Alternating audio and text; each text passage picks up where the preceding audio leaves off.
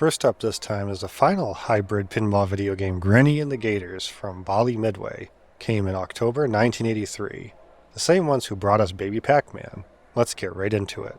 In this game you play as Granny, who's paddling away in a canoe down an endless narrow river. You control the boat by smacking two buttons to paddle. Right makes your boat swing left and vice versa like real life. These controls for sure take getting used to. You'll need to contend with the Gators in the title, who can be stunned if you hit them with your paddle. But don't touch their mouth or you'll get bitten and Granny has to swim away, costing a life. You can also shoot them with your gun by hitting the fire button, which fires out the front and back of the boat at once. This is also the only way to defeat the white Gators. Doesn't seem like you can hit those ones with the paddle no matter how many times I tried. There's also some dudes who stand on the sidelines and chuck spears. If these hit you, it's not instant death. It takes 3 spears to take out the canoe. Its health is shown visually by a hole in the boat getting bigger. Along the river you can collect money bags and ammo for your gun. The money gives you points and can also be used to pay for toll booths, which help you avoid what's called rapids. But to me they just look like a rip in the fabric of time. Sometimes you can go right around both these hazards, however. You can enter the pinball portion by these side exits that are helpfully labeled with the word pin. Turning into these can be a challenge on its own. If you hit any surface with the front of your boat, it's extremely difficult to get out of it. There's no way to back up. You're just slamming on the buttons until you either manage to break out or get killed by an enemy. Gators are almost always on screen or will spawn quickly if you're static. Memorization won't work in this game either as the path is randomly generated. If you do manage to turn in though, you're in for a pleasant little mini-game. Also, any Gators tailing you will politely scurry away. As you can see, the playfield this time is smaller and much more to the point. I really dig the Gators character design, super appealing. You can get ammo by hitting the targets, and get gold by going down the side path where a plunger would normally be. The major goal here, however, is to drop all the ammo target to spell the word paddle, which then activates a saucer in the top left. Hit the saucer and you unlock Granny's power paddle, which makes her temporarily invincible upon activation. It's great for when you get stuck on a sidewall. You're only allowed one of these per life, and the targets reset when you die. The ball flows great on the table, and what's there is laid out well. Most interesting is that the designers were aware of the small table, and made the slingshots hard plastic to just have the ball roll onto the flippers. If it was the usual rubber sling, the ball would be bouncing everywhere non-stop. I think this might be the first time I've seen this actually. I think the game is well designed, but it's not for me. The controls for paddling are too weird. It gives me the same feeling I get when playing a game with tank controls. It's frustrating at worst and annoying at best. I do like the pinball part, but wish it was wrapped around a better game. Granny appears to have gotten no media coverage unlike the other two, which got previews and hit the charts for at least a few months. In fact, there is so little talk even online today it was difficult to check info and make sure I wasn't missing things. I have read though that there might only be around 500 of these machines made, maybe even less. To compare, there is estimated to be 7,000 Baby Pac-Man machines, 1,800 of Caveman. At only 500, Granny is easily the most rare of these hybrid games. One major reason for this was of course the video game crash was in the process of happening in America at the time. But I must say now, I lied for dramatic effect at the beginning. Mr. Game actually did make a couple more hybrid games in '89 that I rarely see brought up. We'll cover those in later episodes. Next up is Pinball Wizard from Sagittarian Software, released in 1983 for the ZX Spectrum, 84 for the Commodore 64, and 85 for the Amstrad. It's also just called Pinball on some releases. Boy, is it mediocre.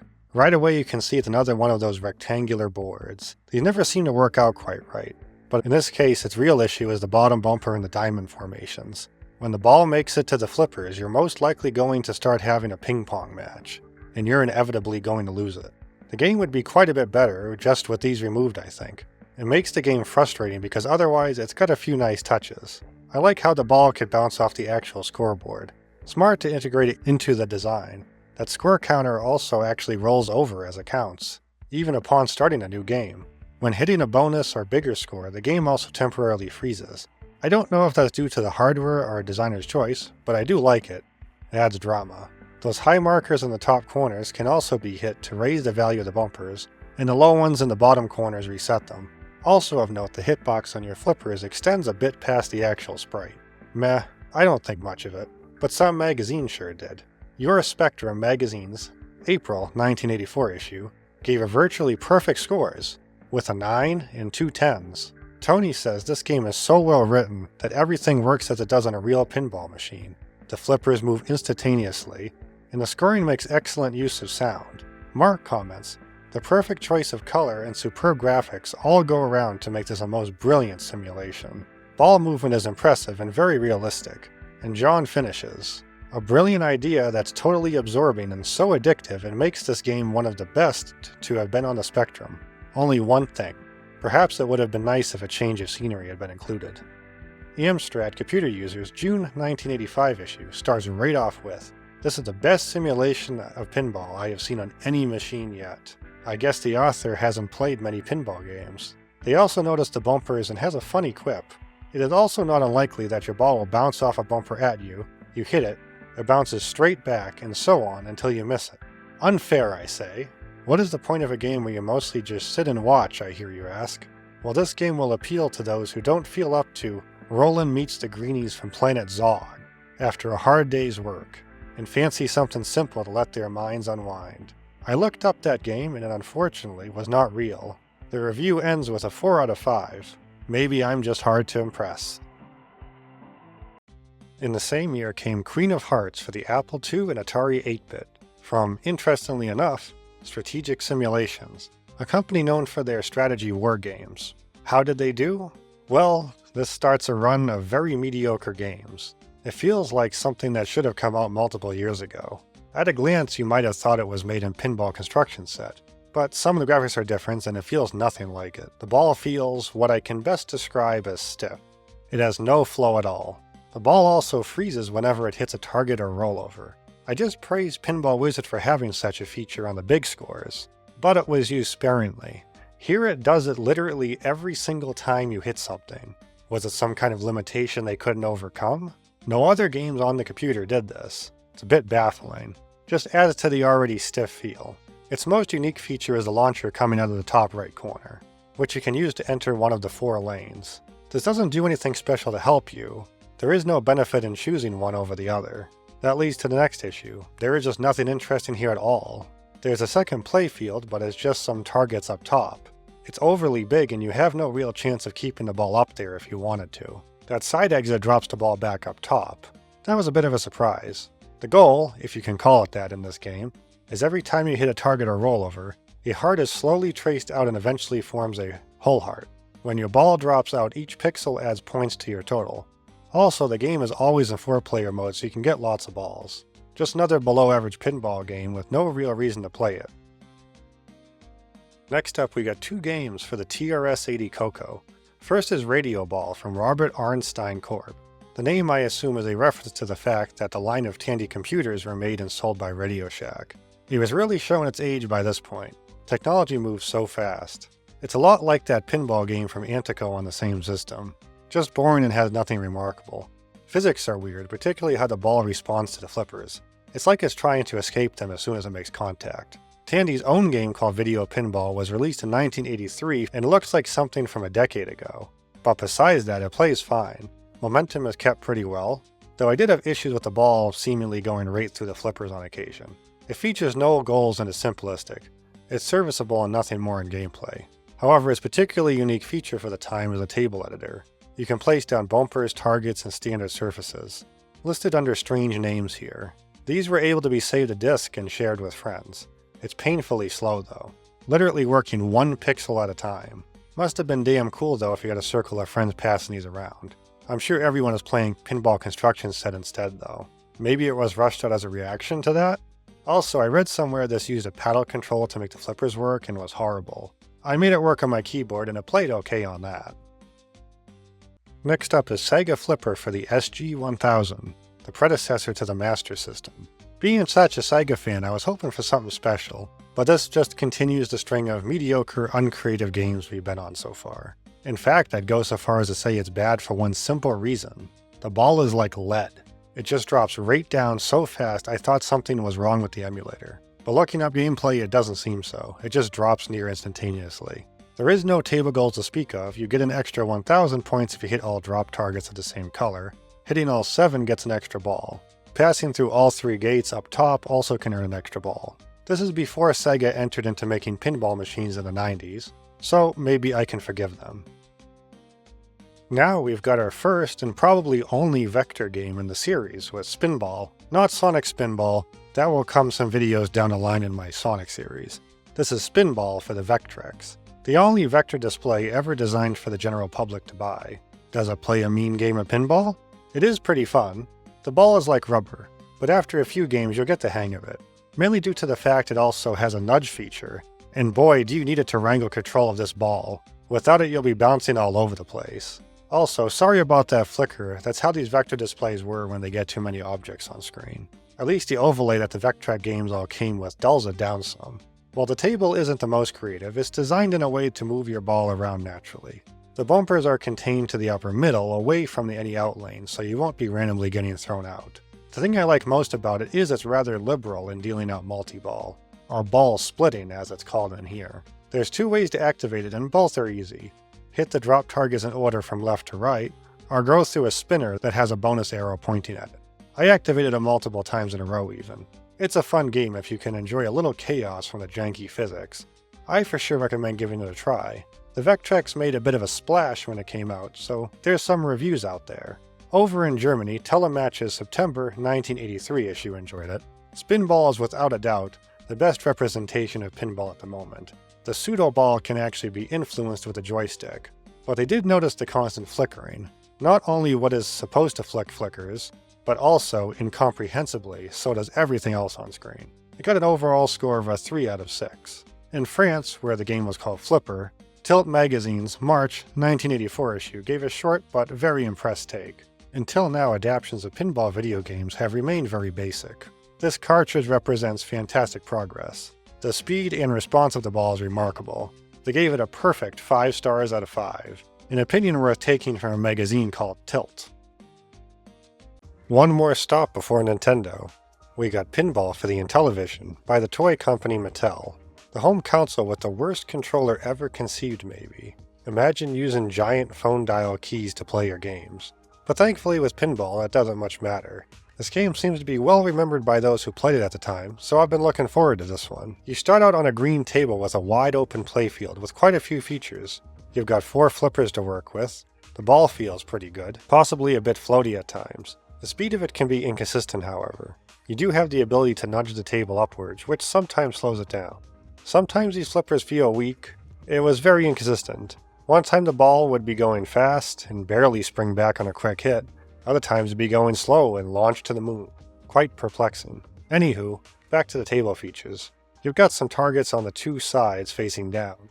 A row of targets way in the top left that if you knock them over, you'll get double points for the rest of the ball's life. I couldn't manage that one.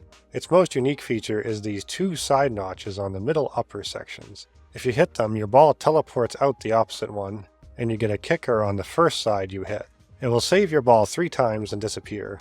Highly recommend getting these as it's simple to aim for. Then finally way up top is 2 rollovers in the center. Hold your plunger all the way down and hit the far left one as it's more difficult to touch during gameplay. The right one can be hit via the side path, with the blue spinner or a lucky bounce off one of those bumpers. You're going to want to hit these, and when you do activate both, a white saucer appears up top, and when you touch this, you're teleported to a whole other table. Yep, this is the first pinball game with multiple attached tables to work through, and this red one gives bigger points. You can spell out pinball through the rollovers. Touching the claw you light up bumpers for extra points, and you can hit drop targets. The triple pair on the top left activates a timed moving target to get 25,000 points, and the dual pair on the right activates your next saucer to the blue table. And this table requires the tightest shooting due to the sharp angles. You've got plenty of bumpers, targets, and spinners to hit. Hitting all the yellow drop targets 5 times each causes another white saucer to appear, and on this blue table it gives an extra ball. With so many features in the variety of tables, it's easy to see why this is so well remembered by those who played it. It even sold almost 2 million copies, making it one of the best-selling games for the console. But personally, my time with it was a bit miserable if I'm being honest. Not only was the physics inconsistent, but I even had issues with the ball passing through them. This didn't bother me too much in games like Construction Set, but here where you're trying to climb to higher levels and stay there, this meant dropping right back down to the last table, and having to redo the goal all over again to get back up. But going back to the positives, this is the first game that's been consistently ported over the years in this series to more modern consoles. It appeared in classic games for the Intellivision on PS1, Intellivision lives for PS2, Xbox, GameCube, Windows, Mac, and DS. The last time it was seen, it appeared as part of Microsoft's Game Room for the Xbox 360 and Windows, which is now shut down. There doesn't seem to be any way to play it on today's console, strangely enough. Despite my own experience, I do recommend playing this important piece of video pinball history. Next, we got a pair of Nintendo games, and first is the Game & Watch Pinball handheld. It was released on December 5th, 1983 in Japan exclusively. Let's dive into this interesting little LCD game. First up, believe it or not, the plunger does have sensitivity. The longer you hold the button down, the more power it will have, and there is a skill shot with the 500 point path. If you hold it down too long, the ball will strike next to the scoreboard and return to the plunger. Once your ball is launched into play, it's surprisingly charming. There isn't anything in the way of physics to speak of, no. Yet the ball does seem to move around with some degree of credibility. It had me convinced at moments. The paths it follows can be logical. When it hits a bumper, it can get out of control, however. You can see at the beginning all the places the ball can move to before booting. Quite a bit of effort was put into that. I was shocked to see you can sort of cradle the ball in particular. If you hold your flipper up and the ball happens to land on it, it stays there. You can't do much about this. If you lower the flipper and hit nothing, it will roll away, or you can flip it back up quick to launch. It just has that Nintendo polish, the level of care taken even on a cheap LCD game. I guess if I had any real complaint, it's that you need to react a bit sooner than you'd expect to hit the ball. These LCD games only have dedicated areas any single object can be, and they can't overlap, so it's a technical limitation. The game has two modes. Game A is what you'd expect, you get 3 balls and play for a high score. Game B, however, mixes it up. You only start with a single ball and can earn another at 10,000 points. What I didn't expect is you would get another ball on the table for multi-ball mode, so Game B is actually multi-ball. After the first ball, it takes another 20,000 points to get to the others, so 30,000, 50,000, etc.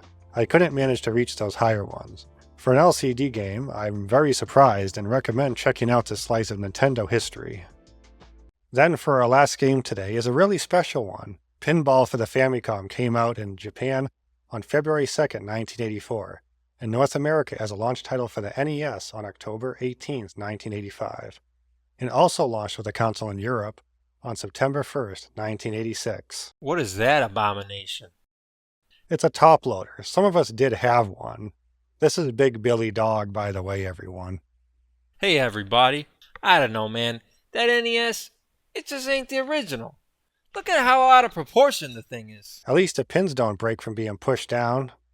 But this controller, it's for the dogs. Hey, Shall we get to playing? it's like using a Mad Cat.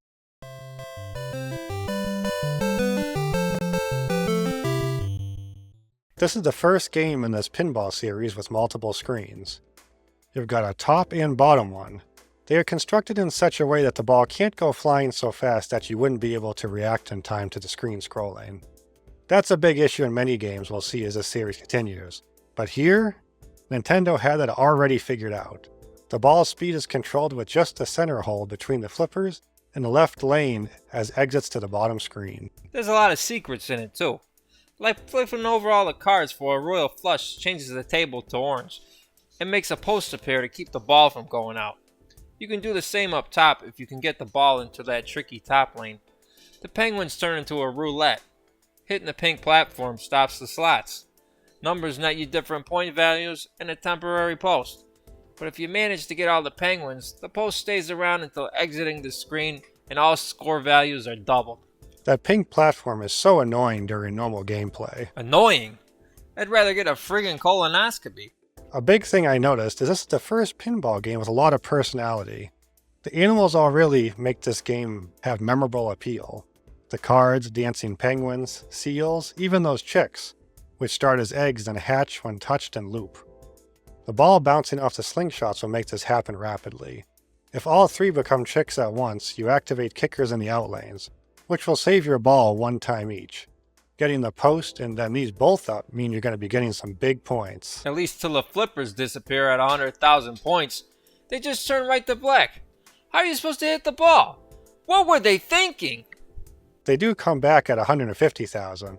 This is apparently by design, folks. It's not even a glitch. But how about that bonus game with Mario? That one for sure is the one people remember. It's even on the box art. You get to the minigame from the bottom screen, aiming for the hole in the top right. You better be ready because the ball comes flying right in there at Mario, who's holding a girder. You move him back and forth like breakout to keep the ball in play. But you ain't breaking blocks, you're playing bingo! Mario's aim this time is to save the lady up top. It's weird, man. She's up top and you need to remove the platforms from under her by making a row of numbers the same color. They change when the ball passes over the lights. Eventually it gets small enough and she'll fall through a gap. Then Mario has to catch her and carry her to an exit. Missing her will lose a ball. Dropping the lady will too, which can happen if you run the opposite way she is. The lady's name is Pauline. Who? Pauline from the original Donkey Kong. The manual does call her a lady, but it looks just like Pauline. I once met a Pauline in a nightclub in Jersey. She definitely wasn't no lady. There is actually a second game mode in this. Game B makes the ball somewhat heavier. If it's more challenging, I don't know. I think that was maybe the intent. Some describe it as being more realistic, so to speak. It plays a bit different, that much I can say. Some might even prefer the physics in this. So Billy, you said you got a lot of memories with this game, and that's why you wanted to come on today. My dad came back one day with a cardboard box that had an NES inside. Got it from a friend, I think. One game was Mario Brothers and Duck Hunt. The other was, of course, NES Pinball. It was pretty special to me because not only did my dad play it with me, but so did my mom. It was the only game she would actually ever play. I guess pinball is kind of like Tetris in that way. Even people who don't play games are willing to try it out. I personally played this game for the first time when it was included in Animal Crossing for the GameCube, along with a bunch of other NES games. That was such an amazing thing for Nintendo to do, and was likely the first time many people even played these games for the console. Not something they will ever do again since they can make people pay subscription fees or nickel and dime them. Also, the Animal Crossing version saved your high score, which was cool. This is so early on in the life of the NES, few magazines covered it, but we still managed to dig up a couple. Computer and Video Games magazine covered it in their September 1987 issue. Faster than a speeding bullet, the ball is hammered from its launch position. I'll admit the speed is impressive compared to many other games we've played in the series so far. They do also say they wish there was more direct control over the ball. Although you only have 2 sets of paddles, there is no single paddles in the game. Lack of control or involvement is made up for by the crowded point scoring features. They finished with, if you're a pinball fan, you won't see the new features which are appearing on the latest coin-op games. But if you can't afford one of those in your haul, Nintendo's Ball Blazer provides an excellent alternative. Over in France, Generation 4's first ever issue from 1987 reviewed the game. First, they lament the fact you can't adjust the physics such as elasticity and speed like other games. It is still relevant in this magazine's case, since there is a review of Pinball Factory on the same page, I guess. But it still wasn't too common, and in fairness to Nintendo, Game B makes the ball heavier, so that's some adjustment. But they do go on to say the game is rich with all the bonuses and features to discover. Then finish with, the machine responds like clockwork. The physics are well balanced, and this makes the game accessible even to children. Also from France, Tilt's December 1987 issue reviewed NES Pinball. They start off saying they are impressed with the feature it has over Macadam Bumper. That table has 2 screens. They go on to say they are impressed by the graphics and animations on display and that the speed surprised even seasoned players. They rate it with a 15 out of 20, which makes it one of the highest ranked of all the games they reviewed in this issue. And that brings this episode to a close, I think. Man, really felt like breaking out of the Jurassic era in a way. Yeah, man. Nothing but good memories. Hey there, thanks for watching. If you enjoyed, please subscribe, drop a like, leave a comment, and maybe even ring that bell. It really helps. Really felt like I crossed a threshold here, getting to the NES era. This is where games really start expanding quickly in scope. Due to that, future episodes in this series will be covering only 1 to 3 games at a time. And with that, I'm off. See you soon. Okay, cool. See ya.